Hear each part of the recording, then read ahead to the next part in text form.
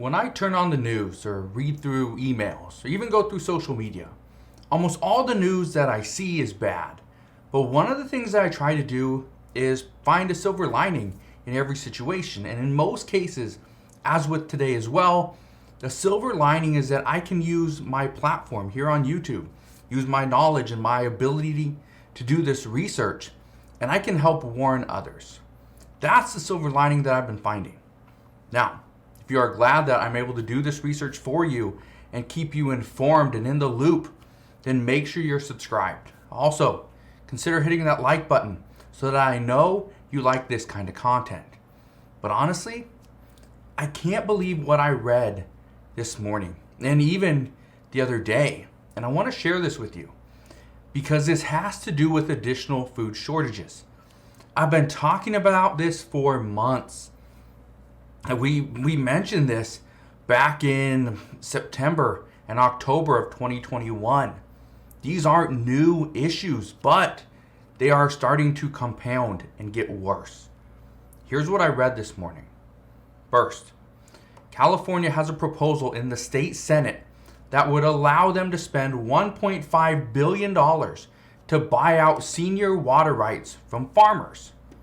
You're probably thinking, well, why would they do this? Well, it's actually pretty simple. If you own the water rights, this in turn allows the state the right to keep the water in the rivers and let the farms die off. Now, what does this do? This provides water, right? Which is a necessity. This keeps, fish in the rivers, right? Because if the river runs dry, there's no fish, right? There's no wildlife. And if you get animals that come to the river to drink, well, there's nothing there because we're in a drought. Well, that's just one proposal.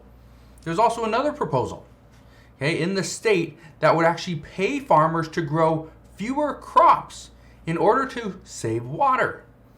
Yeah, they're talking about saving water. You know something else that they're doing in the state of California?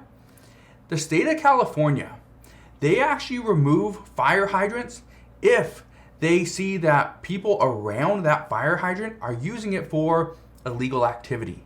So instead of shutting down the illegal activity, guess what? They pull the fire hydrant. So if there's a fire, guess what? There's a fire and there's no water to put it out. That's bad. Now, here's something else. If California can't grow fruit and vegetables and nuts, guess what? We're going to have an even greater food shortage here in the US. And that's bad. But if you think that's bad, check this out. California is also imposing a ban on pumping river water in the Sacramento and San Joaquin Delta watershed. Yeah, it's happening. This is actually going to impact about 4,500 water rights in the Delta watershed. And some of these senior water rights, get this, go all the way back to 1900. It's not new. These are farmers that have been farming in those areas for years, 122 years. That's how far back they're going. And what is even worse about all this is that there are current allocations that have taken some farmers from having a decent amount of water to having zero allocations. Nothing. Meaning there's no source of water for them to grow their crops. And if that wasn't enough, we are seeing other issues as well across the United States. It doesn't stop there.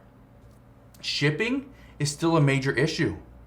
Diesel prices, right? Fuel costs. It's just so extravagant at this point that some farmers are like, buy out my land. Buy me out. Get me out of this mess. I'm done. And what happens then? We'll have less food. Or we're going to be relying on other countries, which as of right now, do we really want to be reliant on another country? No, absolutely not. Do we want to be relying on Mexico to provide additional, vegetables and fruits? Probably not. That's not what we want to do. We want to be self-reliant have everything here within our borders. That's the ultimate goal, right? But again, that's just another piece of the puzzle. And if that wasn't enough, we are seeing our international food crisis get even worse as well. And experts are saying that this crisis doesn't have a quick fix due to the issues out of Ukraine. We're still seeing grain shortages. Shipping out of Ukraine is almost non-existent. And now, something else to throw on top of all that is Russian President Vladimir Putin. He's demanding that Ukraine weaken their defenses in order to solve the world food crisis. That's what we're seeing. His plan is to get Ukraine to remove sea mines from its ports. And in doing so, Russia would consider ending the blockade of the Black Sea and the Azov Sea, which has more than 20 metric tons of grain that has been stranded for months. That's what we're hearing. What's insane about all this, and I've been telling you guys this for a while, is to prepare for shortages. We're gonna see it. Honestly, I can't believe what I've been reading over the past few days. It's insane. I can't believe what other countries are doing. And just get this, okay? I want to talk about this for a second because we've seen India put export bans in place. We've seen other countries do the exact same thing. But does the United States have an export ban in place? The answer is no. So if other countries, whether it's Mexico, Canada, Europe, it doesn't matter, what country it is, but if they need more, food, oil, gas, whatever it is, right, military equipment, we go and we ship this stuff off to help out. But by doing so, what happens is it raises our prices here within the States. That's what happens. And so that's what's so frustrating about everything that's going on is we see it, we know what's happening, but right now, our government officials are doing everything they can to help other countries. But I want to know your thoughts on this. Do you think that's right? That we suffer here in the U.S. temporarily is what we were told.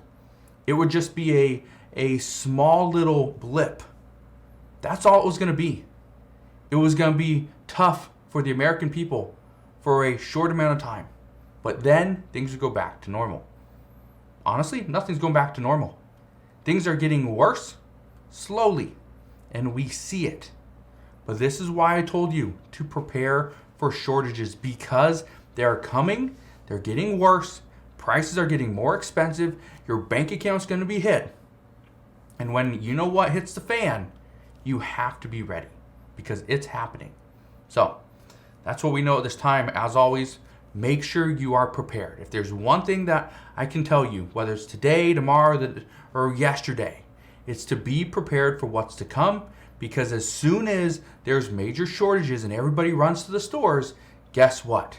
If you're the last one, you probably get either nothing or it's slim pickings for whatever there is. So again, make sure you're prepared.